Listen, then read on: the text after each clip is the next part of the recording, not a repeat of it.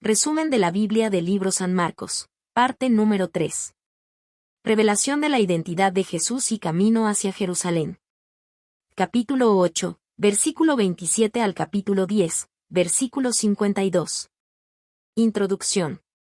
El Evangelio de Marcos nos conduce a un momento decisivo en la vida y ministerio de Jesús, la revelación de su verdadera identidad y el inicio del camino hacia Jerusalén.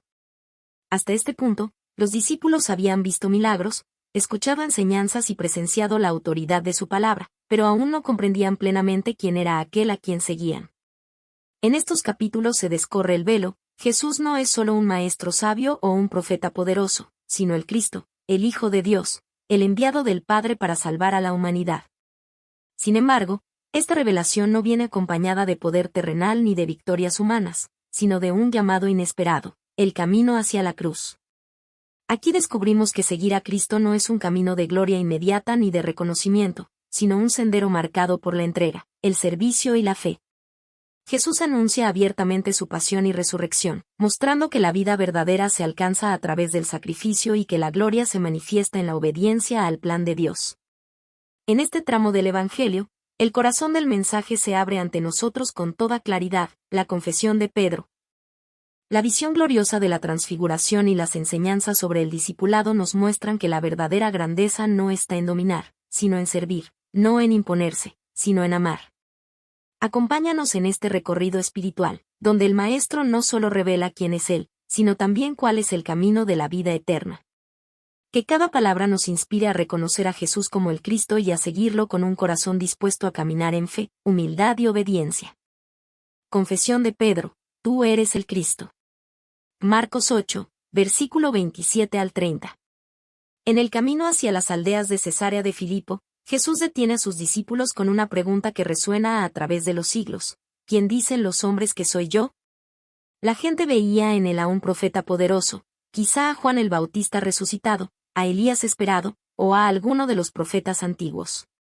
Admiraban su autoridad, pero no alcanzaban a reconocer su verdadera identidad. Entonces Jesús va más allá y dirige la pregunta directamente a quienes caminaban con él: ¿y vosotros, quién decís que soy yo? En ese instante, Pedro toma la palabra y, movido por una revelación divina, proclama con firmeza: tú eres el Cristo. Esta confesión no es un simple título, sino un acto de fe que abre un nuevo capítulo en la historia del Evangelio. Pedro reconoce en Jesús al Mesías esperado, al ungido de Dios, al Salvador prometido desde antiguo. Con esas palabras, los discípulos dan un paso más profundo en su comprensión, aunque aún no logran asimilar el alcance de lo que significa seguir a un Mesías que no vendría con poder político, sino con entrega y sacrificio. Este momento marca un punto de quiebre. A partir de aquí, Jesús comienza a revelar con claridad el destino de su misión: la cruz, la pasión, la resurrección. La confesión de Pedro es el inicio de una revelación mayor. El camino del Mesías no se mide en tronos ni en victorias humanas, sino en la obediencia al plan de Dios y en la entrega por amor a la humanidad. Hoy, esta misma pregunta llega a nosotros: ¿quién decimos que es Jesús? La respuesta no puede quedarse solo en palabras, debe reflejarse en la vida. Reconocer a Cristo como el Hijo de Dios es aceptar su llamado, confiar en su poder y seguirle con fe, aun cuando no entendamos plenamente todo lo que su camino implica. Primer anuncio de la pasión y resurrección. Marcos 8, versículo 31 al 33. Justo después de que Pedro confesara que Jesús es el Cristo, el Maestro revela el corazón de su misión. No quiere que sus discípulos vivan engañados por falsas expectativas de poder terrenal. Por eso, con claridad y sin rodeos, les anuncia: el Hijo del Hombre debe padecer mucho, ser desechado por los ancianos, los principales sacerdotes y los escribas, ser muerto y resucitar después de 3 días. Estas palabras fueron como un choque para los discípulos. Ellos esperaban un Mesías glorioso, que restaurara a Israel con fuerza política y poder militar. No podían concebir a un Salvador humillado, sufriente y rechazado. Pedro, con su carácter impulsivo y con el deseo de proteger a su maestro, lo toma aparte y lo reprende. Quizás en su corazón pensaba: esto no puede pasarte a ti, Señor. Pero Jesús, con firmeza y autoridad, lo corrige delante de todos: quítate de delante de mí, Satanás. Porque no pones la mira en las cosas de Dios, sino en las de los hombres. Con estas palabras, Jesús no rechaza a Pedro como persona, sino la idea equivocada de un Mesías que evite la cruz.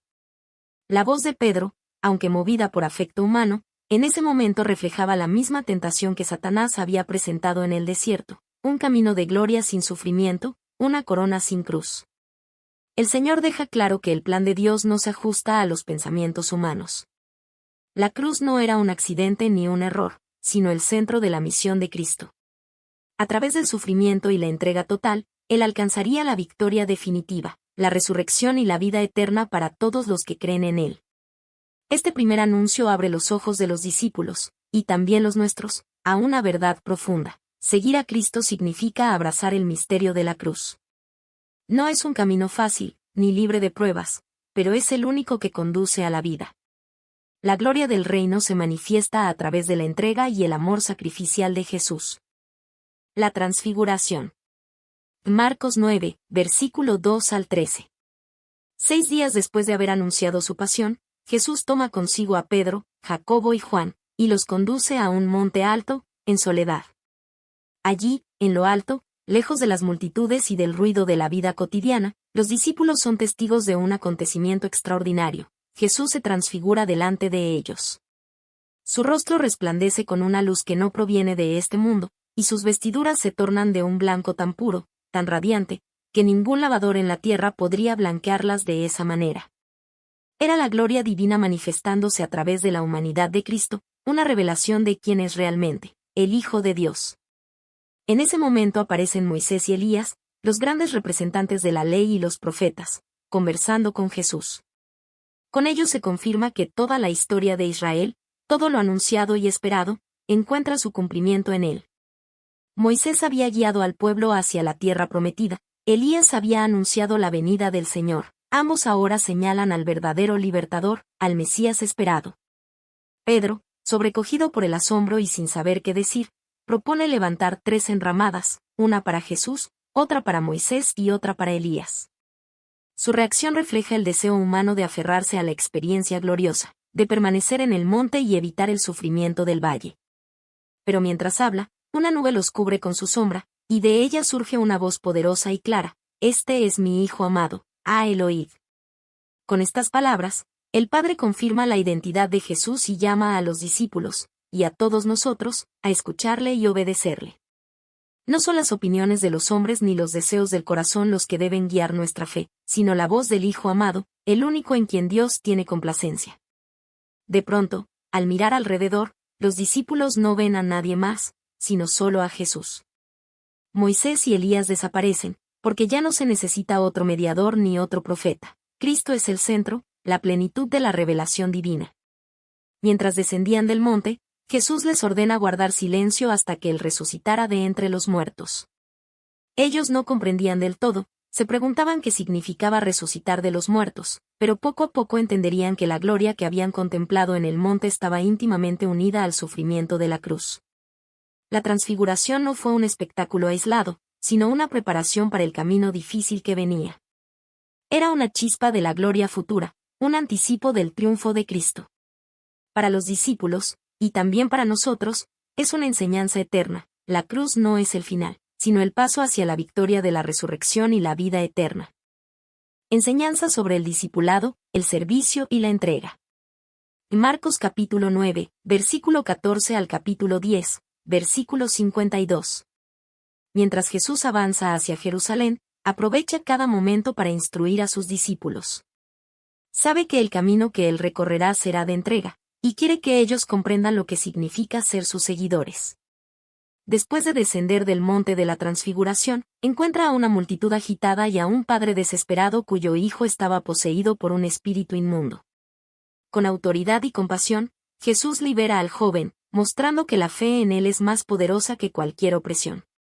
Este milagro enseña que el discipulado no es solo contemplar su gloria, sino también enfrentar con fe los desafíos y las luchas de la vida. Más adelante, instruye a sus discípulos sobre el costo de seguirle. Si alguno quiere venir en pos de mí, niéguese a sí mismo, tome su cruz y sígame. Ser discípulo no es un camino de comodidades, sino de entrega radical, de confianza total en la voluntad de Dios, incluso cuando implique sufrimiento. Jesús redefine la grandeza con una enseñanza que desconcierta a sus seguidores. El que quiera ser el primero, será el último de todos y el servidor de todos. Para ilustrarlo, toma a un niño en sus brazos y declara que recibir a los pequeños y humildes es recibirle a él mismo. Así deja claro que el reino de Dios no se mide por poder, fama o riquezas, sino por un corazón sencillo, confiado y dispuesto a servir. En su camino, habla también sobre el matrimonio, afirmando que Dios creó la unión entre hombre y mujer como un pacto sagrado de fidelidad y amor. Luego, al encontrarse con un joven rico que deseaba heredar la vida eterna, le recuerda que la verdadera riqueza no está en lo material, sino en seguirle con el corazón libre de ataduras. Una cosa te falta, le dice, anda, vende todo lo que tienes, dalo a los pobres y tendrás tesoro en el cielo, y ven, sígueme. Estas palabras revelan que el discipulado exige poner a Dios en primer lugar, por encima de todo lo demás. Jesús no oculta la realidad, seguirle implica sacrificio. Pero también promete recompensa, muchos primeros serán postreros, y los postreros, primeros. Con ello muestra que en el reino de Dios los valores se invierten, y la verdadera grandeza está en la entrega y en el servicio.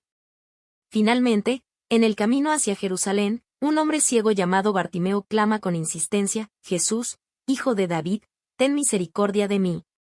Aunque muchos intentan callarlo, él persevera en su fe. Jesús se detiene, lo llama y le devuelve la vista. Con gratitud y confianza, Bartimeo se levanta y sigue a Jesús por el camino. Este encuentro no es casual, simboliza la misión de Cristo de abrir los ojos de la fe, de transformar a los que viven en tinieblas y demostrar que seguirle implica ver con claridad el propósito divino. Así, en cada enseñanza y en cada acción, Jesús prepara a sus discípulos, y a todos nosotros, para comprender que ser cristiano no es buscar prestigio o poder, sino abrazar el camino de la cruz. Servir con humildad y confiar plenamente en el amor del Padre. La grandeza del reino está en la entrega. Conclusión. En estos capítulos del Evangelio de Marcos se nos revela un misterio glorioso y profundo. Jesús es el Cristo, el Hijo de Dios, aquel en quien se cumple toda la promesa de salvación.